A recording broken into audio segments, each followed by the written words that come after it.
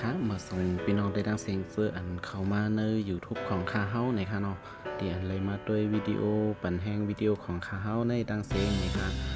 มื้อนี้ก็เขาแต่มีอ่าโฟน Vivo นะคะเนาะ Vivo Y55 นะคะนะอันนี้ครับอันนี้ก็เป็นในตัวเครื่องมันได้ก็ตีว่า1603นะคะอยู่นะอันนี้ครับเอาคำมาดี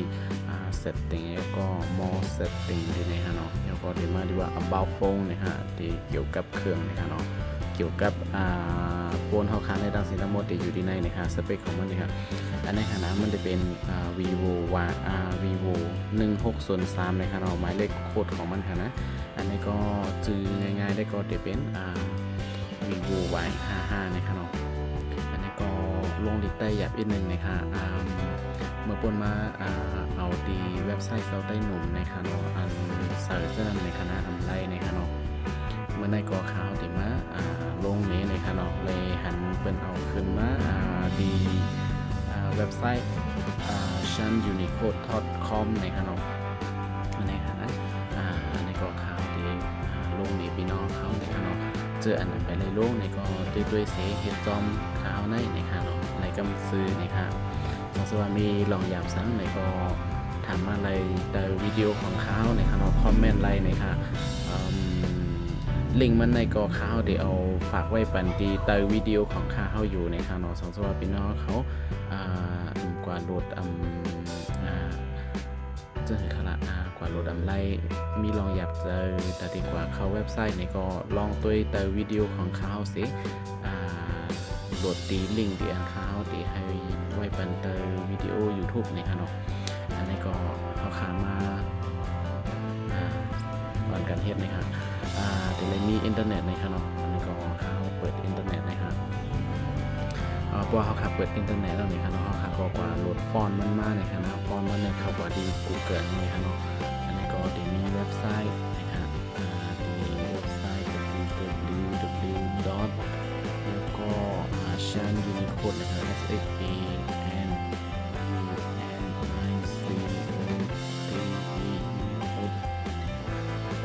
com นะครับ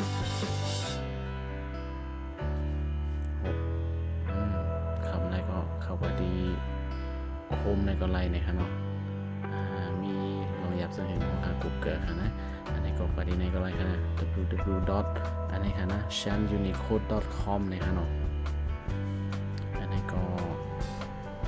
เข้ากว่าดีขึ้นมานาเป็นเจ้าไหนในค่ะเนาะเข้าค่ะ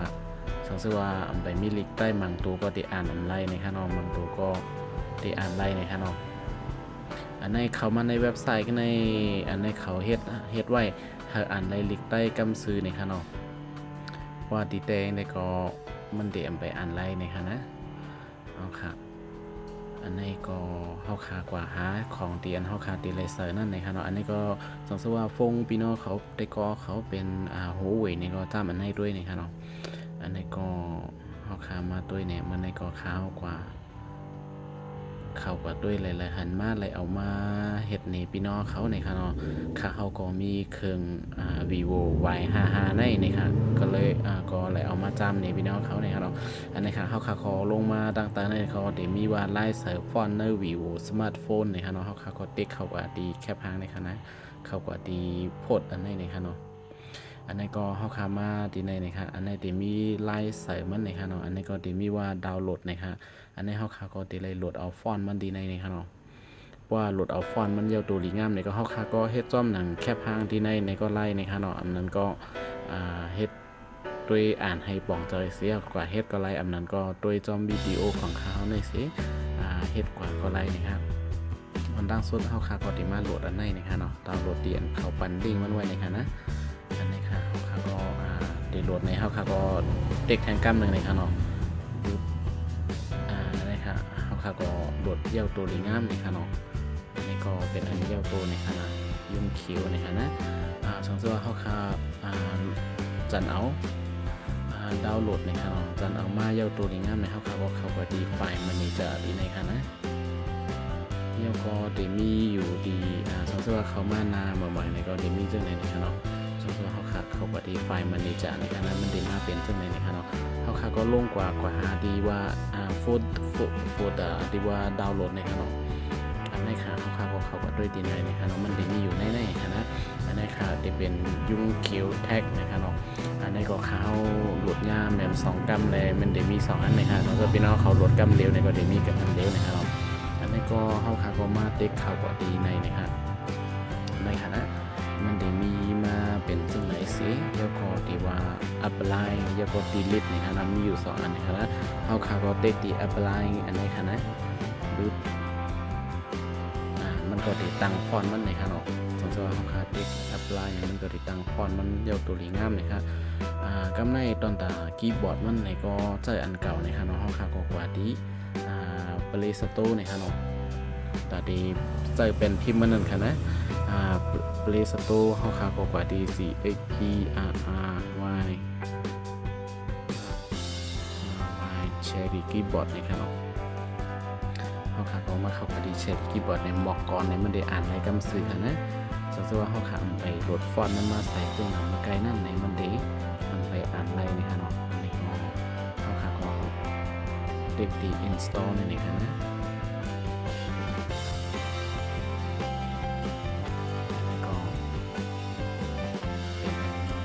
โตนี่ค่ะเนาะอันนี้ค่ะนะว่าเขาขับรถคีย์บอร์ดมันมาติดตั้งใส่ในเครื่อง install เย้าในค่ะนะเขาค่ะก็เข้ามาที่การตั้ง setting ในค่ะเนาะแล้วก็กวาดด้วยดีว่า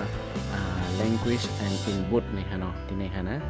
อันนี้ค่ะเขาค่ะก็ได้เลยมาเปิดบันดีในค่ะเนาะเปิดบัน Cherry Keyboard ในค่ะนะเปิดบันเขียวๆดีในไว้ในค่ะแล้วก็โอเคในค่ะเนาะเขาค่ะก็จะเนินออนดาวน์โซดเขาค่ะก็ออกว่าดีในกล้ามเสียวแล้วก็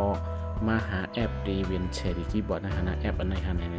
ที่มีหมอกก่อนมาอยู่ค่ะนะสังเกตว่าอันไปอ่านไล่ในก็ดีเป็นตัวเด็กดีอ่านไล่นั่นในค่ะเนาะเขาก็เข้ากว่าที่แอปอันไหนค่ะเนาะหมอกก่อนในค่ะนะพวกเข้ากว่าที่แอปในมันได้เป็นจังไหนไว้ในค่ะเนาะเขาก็เข้ากว่าที่ดังเหนือสุดๆในค่ะนะ English ที่อันมีแค่ในค่ะนะบึ๊บอันไหนค่ะเนาะอันในลิกใต้เขาเพราะเขาก็ดีกว่าป้อในมันเดอันไปออกในค่ะเนาะย้อนไปห้อมเลยเปิดในค่ะเนาะเขาได้หาเป็นพิมพ์ลิกใต้ห้อมหันในค่ะคีย์บอร์ดมันหันในค่ะเนาะสังเกตว่าเขาให้มันหัน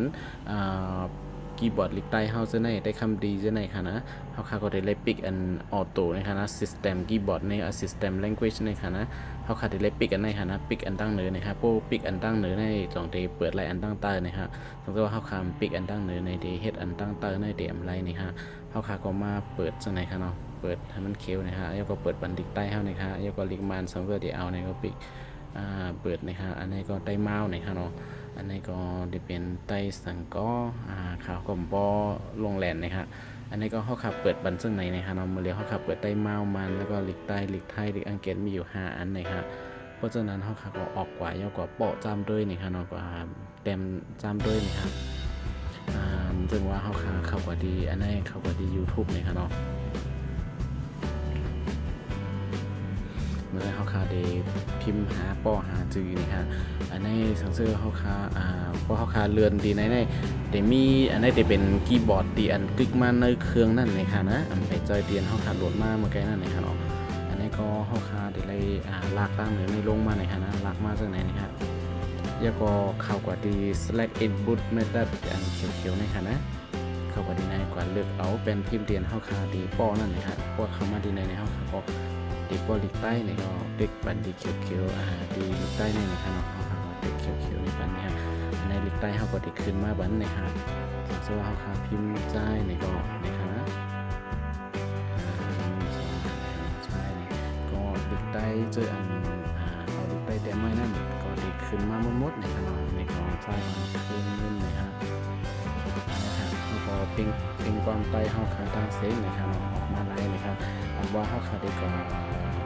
หลับต่อกันในไลน์ใน Facebook อันว่าแดมดิกแต่งรูปแต่งเพลงนี่ก็ต่อดิกไตไลแล้วในขนมอันนี้ก็เป็นตาพี่น้องเขาเจออันเจอY55โมเดล16/3ในขนมอันนี้ก็ฝากถึงพี่น้องเขาในขนมสังเกตว่าวิดีโอของเขาในเป็นท่อนลีดอนพี่น้องเขาในก็อย่าลืมกดsubscribe ติดตาม YouTube ของเขาเป็นอีกนึงนะคะเนาะเมื่อส่งค่าดังบ่ดังเสียงสงสัยว่าเฮ็ดไลฟ์นี่ก็ถามมาไลฟ์นะคะเนาะด้วยเสเฮ็ดก่อนร้อยๆนะคะอันนี้ก็จะเป็น